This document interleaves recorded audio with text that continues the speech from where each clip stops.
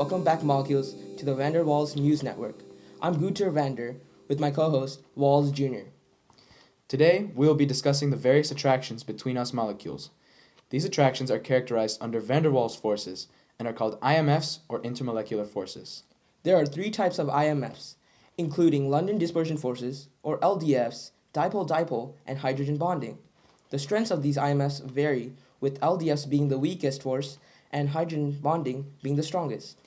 LDFs, or London dispersion forces, named after the German-American physicist Fritz London, occur in all molecules and are the weakest IMF. They occur due to accidental instantaneous dipole, where it induces a similar dipole in another neighboring atom, because the molecule becomes momentarily polar. Let's go to Avogadro, the reporter, for an example. Thank you, Waals Jr. I'm here with a glass full of liquid helium. Helium, as we all know, exists as a gas at STP.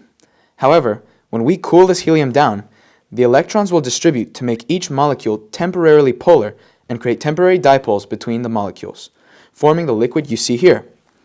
This occurs because the negatively charged electrons of one atom will be attracted to the positively charged nucleus of the other, making it possible for helium to exist in this state of matter. Back to you in the newsroom. Thank you, Avogadro. Moving on, dipole-dipoles occur in all polar molecules and are stronger IMFs than LDFs. They occur when a partially positive part of a molecule interacts with a partially negative charged part of a neighboring molecule. Let's go to Alloy, the reporter, for an example. Thank you, Gunter. I am here with a sample of HCl, or hydrochloric acid, because the Cl atom has a stronger pull on the electrons of the molecule. It creates an uneven sharing of the electrons, which results in a permanently polar molecule. The positive H plus dipole of one molecule will then be attracted to the Cl minus dipole of another, creating what we know as a dipole-dipole interaction. Back to the newsroom. Thank you, Alloy.